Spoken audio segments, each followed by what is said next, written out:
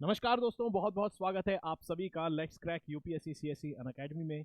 मैं हूं आपका दोस्त सुमित और दोस्तों यहां पर एक बहुत ज़्यादा इंटरेस्टिंग टॉपिक को हम डिस्कस करने वाले हैं। दरअसल रशिया के बारे में हम काफ़ी कुछ चीज़ों को जानते हैं क्योंकि रशिया हमारा एक फ्रेंडली देश रहा है।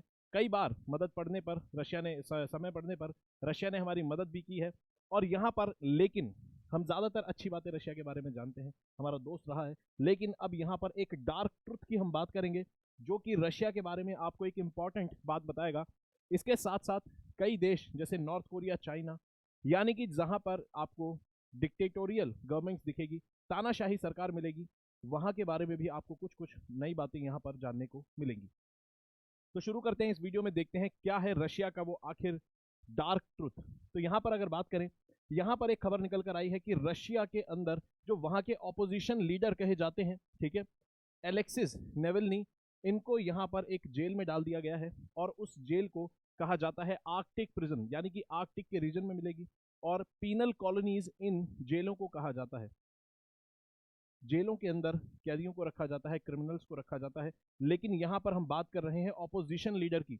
और ऑपोजिशन लीडर को किसी भी देश में अगर जेल में डाला जाए तो बताता है उस देश के अंदर जो सरकार है वो एक ऑटोक्रेटिक या फिर तानाशाही सरकार है। तो रशिया के बारे में हम यहाँ पर कुछ चीज़ें देखेंगे। पहली बात ये देखेंगे कि आखिर ये पीनल कॉलोनीज क्या है, और दूसरी बात ये देखेंगे यहाँ पर मेन मुद्दा कि भाई ऑपोजिशन की जो आवाज़ है रशिया के अंदर उसको किस तरह से दबाई जाती है, क्यों रशिया के अंदर ऐसी सरकार है, क्या यहाँ पर कारण है।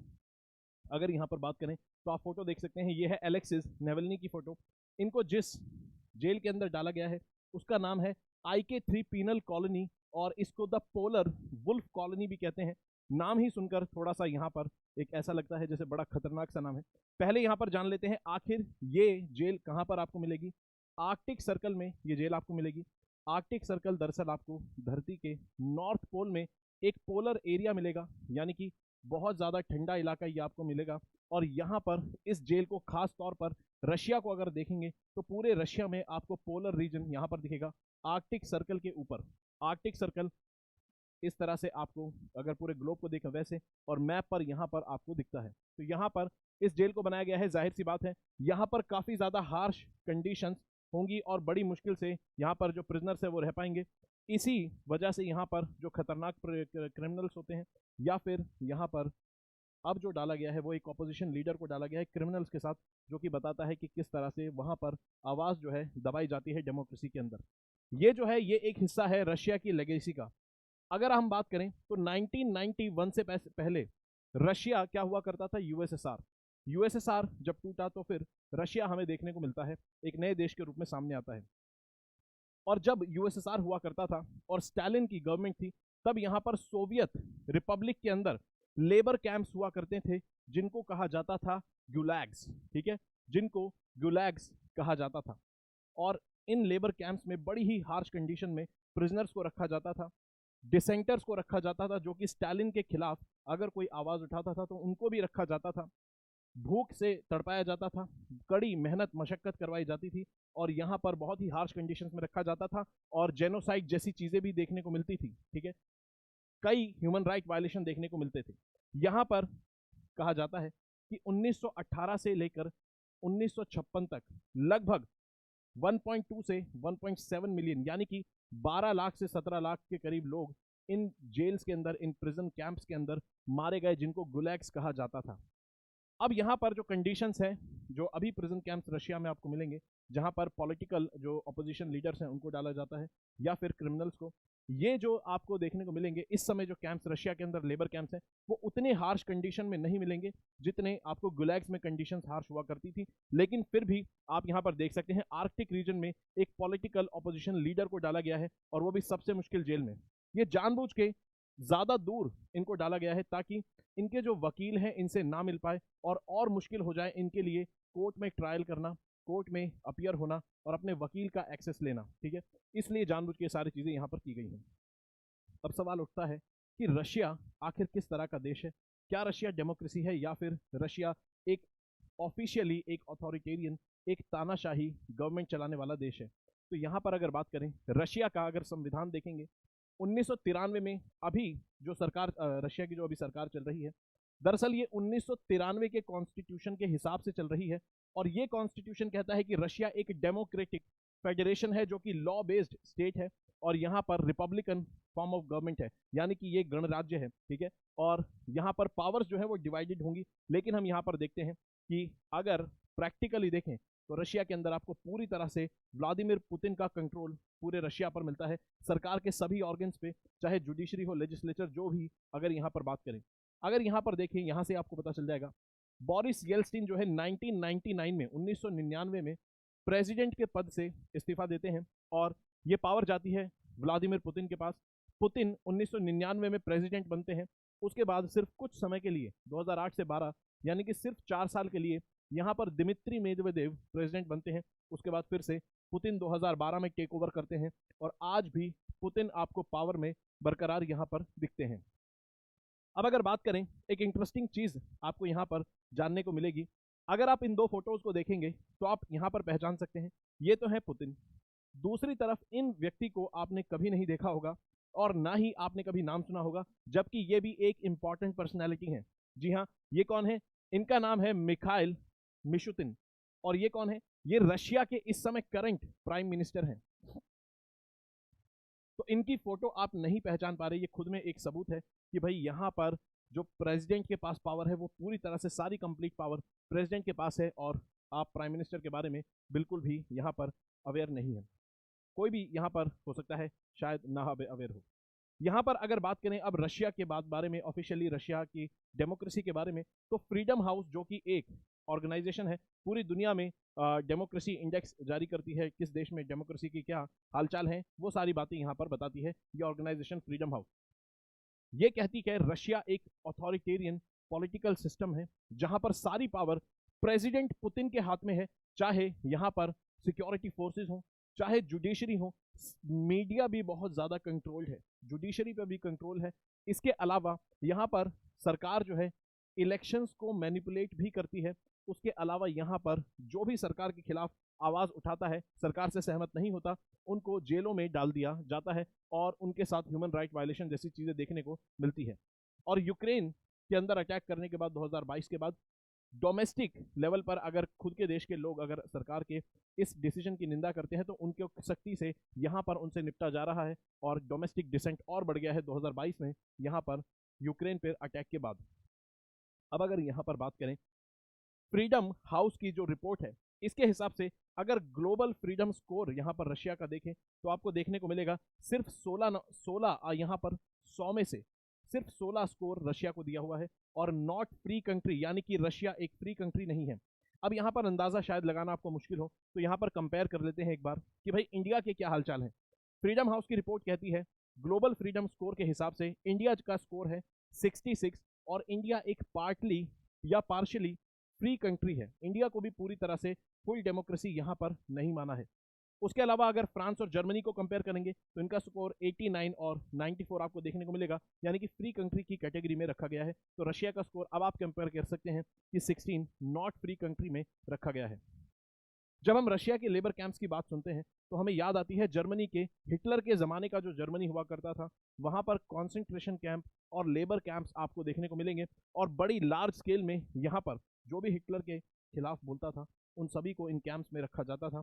ह्यूमन राइट वायलेशन, जेनोसाइड जैसी चीज़ें देखने को मिलती थी, जैसे कि आपको खास तौर पर जो यहूदी लोग होते थे ज्यूइश, उनका मास स्केल पर जेनोसाइड किया गया। और सिर्फ ज्यूइश ही नहीं, ज्यूइश के अलावा कई और जो लोग थे उन सबका भी यहाँ पर हिटलर ने यही हाल किया। अब अगर यहाँ पर देखें आज के ज़माने में आपको ऐसी हार्श कंडीशन वाले लेबर कैंप्स कहीं और मिलते हैं क्या? जी हाँ, यहाँ पर अगर बात करें नॉर्थ कोरिया भी, वैसे तो कहने को अगर आप नॉर्थ कोरिया का नाम लेंगे तो DPRK लिखा जाता है, Democratic People's Republic of Korea. ये DPRK बस कहने को ही डेमोक्रेटिक है। यहाँ पर भी आपको इसी तरह के लेबर कैंप्स दिखेंगे, सीक्रेट प्रिजन कैंप्स दिखेंगे, और इनकी जानकारी क्योंकि बाहर नहीं आती है, नॉर्थ कोरिया अपनी ज़्यादातर जानकारी को सीक्रेट रखता है। लेकिन अगर आप देखें गूगल मैप से अब इसको कई बार जो एक्टिविस्ट लोग हैं वो आइडेंटिफाई करते रहते हैं, और कई स्टोरीज ऐसे लोगों के सामने आती है जो इन कैंप से भागकर अपनी जान बचा कर आए हैं। वो बताते हैं कितनी ज़्यादा मुश्किल कंडीशन है, खाना नहीं दिया जाता, और जेनोसाइड जैसी, ह्यूमन राइट वायलेशन जैसे, टॉर्चर जैसे केसेस हमें यहाँ पर भी देखने को मिलते हैं। उसके अलावा अगर चाइना की बात करें तो चाइना में भी कुछ ऐसा मिलता जुलता हमें देखने को मिलता है, हालांकि उतना हार्श नहीं है लेकिन फिर भी हमें देखने को मिलता है। चाइना का वेस्टर्न पार्ट जो है वहां पर जिंजियांग प्रोविंस है, जिसमें आपको यूगर मुस्लिम्स जो है उनकी पॉपुलेशन मेजॉरिटी में दिखेगी। और यूगर मुस्लिम्स को कंट्रोल करने के लिए चाइना कई प्रकार के हथकंडे अपनाता है, जिसमें चाइना कुछ इस प्रकार के डिटेंशन कैंप्स एस्टैब्लिश करता है, जहां पर कोशिश की जाती है कि यूगर मुस्लिम्स को कई प्रकार से ब्रेन वॉश किया जाए, उनको इंडोक्ट्रिनेट किया जाए और उनको री एजुकेशन के नाम पर, री एजुकेशन या फिर वोकेशनल ट्रेनिंग के नाम पर ऐसे डिटेंशन कैंप्स में रखा जाता है जहां पर उनके ह्यूमन राइट वायलेशन होते हैं, जहां पर टॉर्चर जैसे केसेस सामने आते हैं। अब आप यहाँ पर देख सकते हैं, यहाँ पर प्रोटेस्ट चल रहा है, यूएन को इन्वॉल्व होने के लिए कहा जा रहा है इस प्रोटेस्ट में, लोगों के द्वारा, प्रोटेस्टर्स के द्वारा, ताकि चाइना के अंदर जिंजियांग प्रोविंस में इन कैंप्स में वायलेशन रुक जाए यूगर मुस्लिम्स का।